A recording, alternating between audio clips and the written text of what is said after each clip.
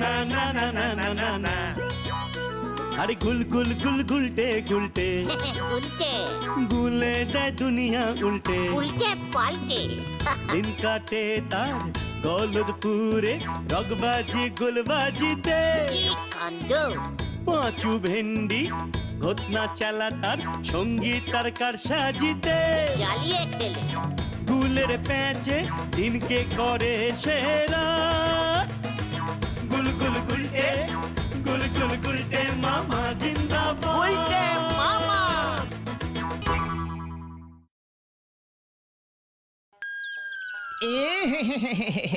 পেট যে একেবারে পেকে গেছে। তা সকাল থেকে হলোটা কি? গলতপুরের সকল লোকেরই কি গণপেট খারাপ? কি কাণ্ড! আমার যে পেট খারাপের ওষুধ দিতে দিতে ওষুধই শেষ হয়ে যাচ্ছে। মানে বলাই ডাক্তার, আপনার চেম্বারে যে পেশেন্টের লাইন লেগে গেছে, কি ব্যাপার বলেন তো? এরা সব খেয়েছেটা কি? ঝোলা গুড়, গোবিন্দ গোছাইতের ঝোলা গুড়। কি ওই ঝোলা গোবিন্দের ঝোলা গুড়ের এত তেজ? এই তেজ কিনা বলতে পারবো না বলেন, তবে সব রোগী তো বলছে ওই গুড় খেয়েই ওদের এমন অবস্থা। আমিও কিরকম একটা গন্ধ পাচ্ছি। হতচ্ছাড়া, মস্করা করার জায়গা পাও না? হ্যাঁ, রোগী দেখার সময় এখানে এসে ঝামেলা পাকাও। ডাক্তার বাবু, আপনি কিন্তু খামোখা আমার উপরে রেগে যাচ্ছেন। আমি বলছি, গোবিন্দ বাবু গুড়ে গোবর মানে ভেজাল মেশাননি তো? না মানে ওনার তো একটু অভ্যেস আছে। কথাটা মন্দ বলিসনি, তাহলে তো একবার পরীক্ষা করতে হচ্ছে। মানে কি না মানে গুড় পরীক্ষা করে দেখতে হবে নাকি অন্য কিছু?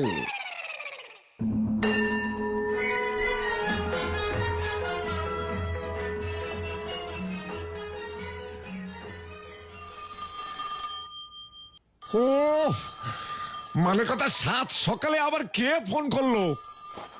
দেখি কে করেছে। মানে কথা, ফোন ধরতে তো আর পয়সা লাগে না। কে? আপনার গুড় খেয়ে গলতপুরের লোকজনদের যে পেট গরম হয়ে গেছে, সে খবর কি রাখেন? মানে আমার গুড় খেয়ে পেট গরম? আগে ডাক্তার বলাই বারুদ যে চেম্বারে লম্বা লাইন পড়েছে, সবার পেট ছুটেছে আপনার গুড় খেয়ে। কি কাণ্ড! আমার গুড় খেয়েই যে ওদের পেট গরম হয়েছে, তার প্রমাণটা কি? হ্যাঁ, মানে কথা, পুলিশ হয়ে প্রমাণ ছাড়া ফোন করছেন?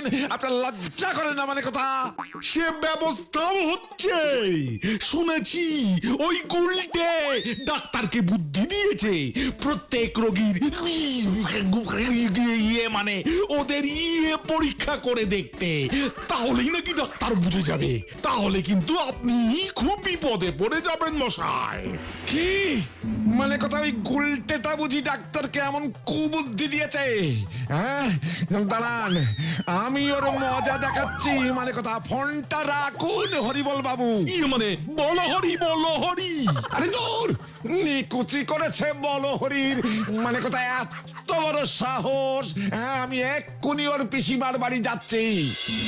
মানে কথা, হয় আমার ধারের টাকা ফেরত দাও, না হলে এই বাড়ি আমায় দিয়ে দাও। মরণ, সকালে উঠেই নেশা টেশা করেছো নাকি বাপু? গুলটের পিসে মশাই যখন টাকা ধার করেছে, তখন তার থেকে টাকা নাও, গিয়ে যাও। এই যে শোনো, এইসব ফালতু কথায় কাজ নেই। মানে কথা, আমার নাম গোবিন্দ গুছাইত। আমার টাকা মেরে কেউ মরেও পালাতে পারবে না। আমার টাকা মানে কথা আমার ফেরতে চাই, ব্যাস। টাকা টাকা টাকা, কত টাকা নিয়েছিল গুলটের পিসে মশাই? আর পিসে মশাই মেশো মশাই দেখিও না। মানে কথা, পাক্কা 11 টাকা। ও মাত্র 11 টাকা? মাত্র 11 টাকার জন্য এত নাচন কদন? ও তো আমার আঁচলের খুঁটেই বাঁধা আছে। এই দাঁড়াও দাঁড়াও দাঁড়াও, সেই দিনের সেই 11 টাকা মানে কথা আজ এই 50 বছরে গিয়ে সুদে আসলে 11,531,000 টাকা হয়েছে। ও মা গো, 11 লক্ষ টাকা! 11 11 টাকা 50 বছরে 11 লক্ষ টাকা হয়ে গেছে। এ কি মগের মুলুক নাকি? হ্যাঁ, ওসব আমি বুঝি না মানে কথা। হয় টাকা দাও নইলে বাড়ি দাও। নিতে হলে এই 11 টাকাই নাও, না হলে বিদায় হও। বিদায় বিদায় মানে কথা, বিদায় এবার তোমার হবে ওই ভাইপো সমেত। এত বড় সাহস, হ্যাঁ? মানে কথা আমার জমিতে থাকবে, আবার আমার পেছনেই কাটি দেবে। ভাইটুগন, ওই গোবিন্দ গুছাইয়ের পিসিমাকে এসে শাসিয়েছে 11 লক্ষ টাকা না দিলে জমি বাড়ি শুদ্ধ আমাদের উচ্ছেদ করবে। তুমি গলতপুর ছেড়ে চলে যাবে গুলটে মামা? তাহলে তো গুলটে মামার একটা ফায়ারওয়ালের ব্যবস্থা করতে হয়। ফায়ারওয়াল না, ওটাকে ফেয়ারওয়েল বলে। ইংরেজিটা সবাই পারে না রে পাগলা। বেড়ে পাকামি করিসনি বলে দিচ্ছি ভেন্ডে। ওরে গলদপুরের বলদ ছেলের দল, এই গুলটে গুহ গলদপুর ছেড়ে কোথাও যাবে না। আমার মাথায় একটা জব্বর প্ল্যান এসেছে। গুলটে মামা, ব্যাপারটা একটু খলসা করে বলো না গো। খলসা খুলসির কিছুই নেই। তোরা কেন, তামাম গলদপুরবাসী জানে যে ওই গোবিন্দ গুছাইতের একমাত্র মেয়ে পটেশ্বরী সিনেমার নায়িকা হতে চায়। জানি না মানে? হাড়ে হাড়ে জানি। সিনেমার নায়িকা হতে গেলে তো নাচ জানতেই হবে। আরে বাবা, তোমার প্ল্যানটা কি বলবে তো? এই যে জব্বর প্ল্যানিং রে, পটেশ্বরীর নাচ দিয়ে ওই গোবিন্দ গুছাইত নাচবে এবার, যাকে বলে নাচ দিয়ে নাচন দেখানো। হ্যাঁ রে গলদপুরের বলদগণ, হ্যাঁ, তোরা সবাই কাছে আয়, প্ল্যানিংটা তোদের বলে ফেলি। হে ঝন্টু কুমার, প্রাণনাথ আমার, তুমি আমার স্বপ্নের হিরো। তোমার সঙ্গে আমি সিনেমায় অভিনয় করতে চাই। ও মাগো, তোমার হিরোইন হব আমি।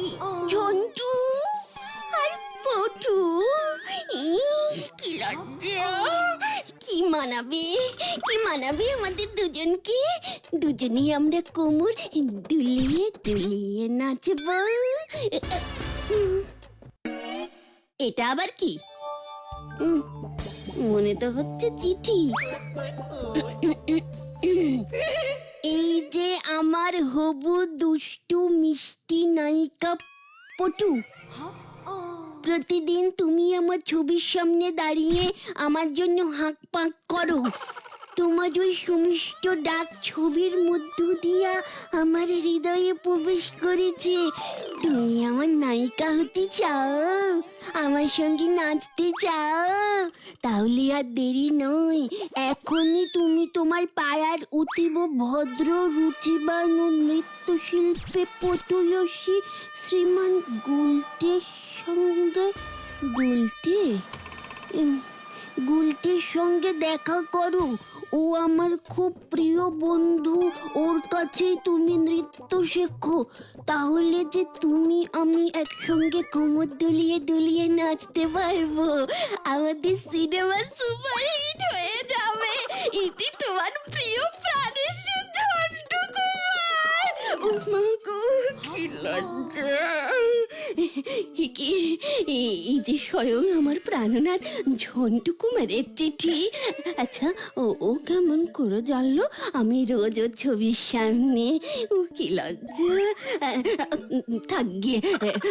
হে আমার প্রিয় ঝন্টু, তোমার আদেশ আমি পেয়ে গেছি। আমি পাড়ার ওই ক্যাচাল ছেলেদের বাচাল নেতা গুলটিকে ভালো করেই চিনি। ওর সঙ্গে আজ বিকেলেই আমি দেখা করবো। কি লজ্জা!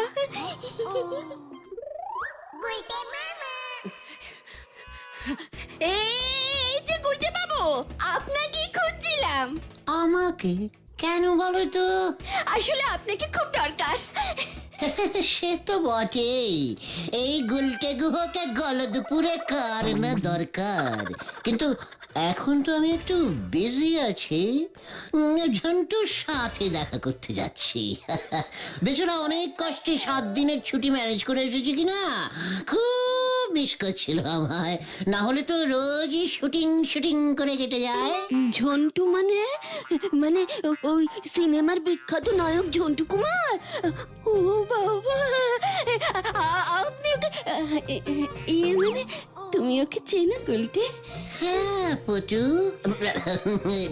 মানে পরেশ্বরী চিনি মানে আমার জন্যই তো করে কমে খাচ্ছে।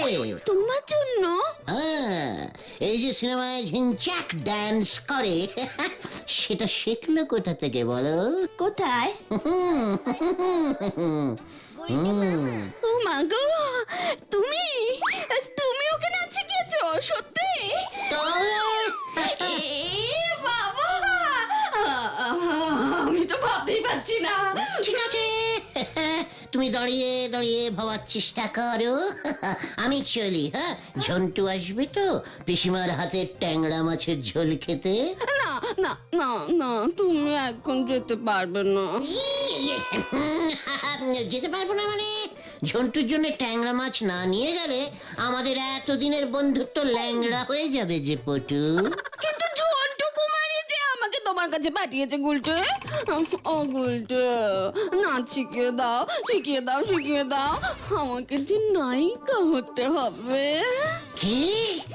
ঝন্টু তোমাকে আমার কাছে পাঠিয়েছে? হ্যাঁ। আরে